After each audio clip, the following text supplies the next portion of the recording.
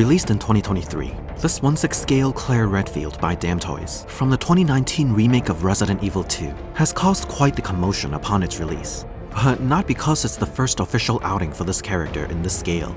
Oh no. It's because many are fairly alarmed that the final product looks nowhere near as good as promised in the promo pics. So let's see if we all got you baited. First and foremost, the likeness to Claire is not bad. The proportions of the hair, the bangs, and the shape of the face are all here. They even captured her slightly crooked lips that make it look like Claire's flexing her mouth a little. Though I do think the overall paint app is not as refined as the prototype. The subtleties around the eyeshadow, and especially the fullness on the lips, just aren't quite there. Combined with a very specific lighting setup from which the promo pics were taken, it's no wonder why the final product seems so far off from the prototype. But either ways, the sculpted hair is pretty spot on. No articulation on Claire's ponytail, though that's rarely a problem even for dynamic poses. One last nit I have is that Claire looks a bit too relaxed. Like, she's way too chill about being in a zombie apocalypse. So I'd argue the portrait could benefit from a more intense expression.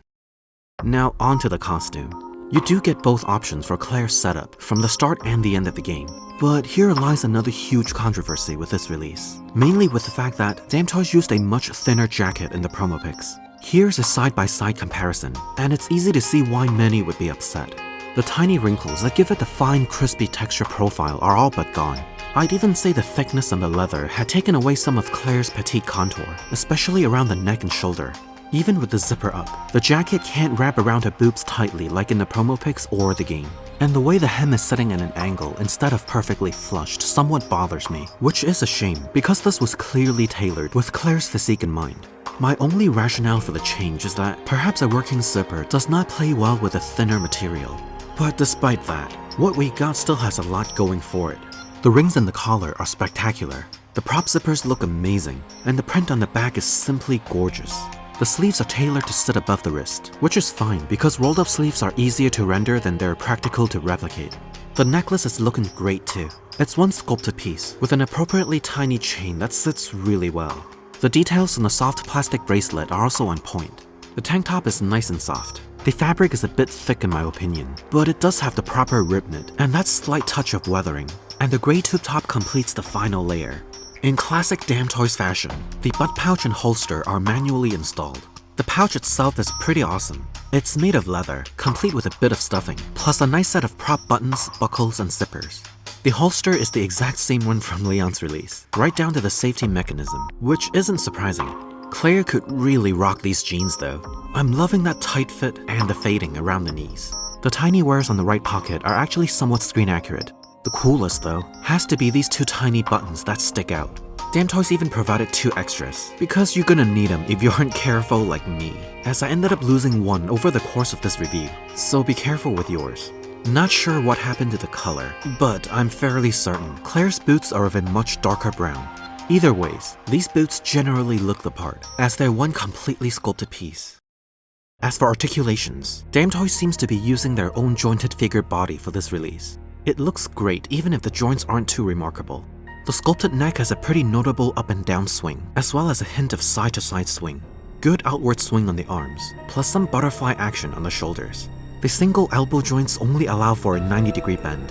It's hard to see on camera, but Damtoys went out of their way to put in a tiny coat of dirt around Claire's chest, shoulders, and arms. Also like Leon, the quantity of hand poses are absolutely dismal. Though they did use a slanted wrist joint design, so the pegs on both sides are more resistant to tears. The torso joints aren't overly robust, but they are tight and squeaky. The pelvis action is decent as well. The curves on the thighs and calves become more pronounced when the jeans are stretched, which goes to show the effort that went into sculpting the base body. But sadly though, this means the double-jointed knees could not be used here. Not a lot of ankle movements thanks to the sculpted boots, so posing with a wider stance will require a display base. Now comes the overload of accessories. And to save all of us some time, I'm gonna skip over some repeats from Leon's release, such as this set of 4 beautiful keys from the RPD. The grenade, first aid spray, and flashbang. The combat knives, holster, and flashlight, plus these 2 ammo boxes, which are still amongst my favorites. This LE5 also makes a return, with all its mechanical glory. So the first item exclusive to Claire's campaign is her personal firearm, the SLS-60. You'll see me demo working parts a lot, like this cylinder and hammer. Get used to it.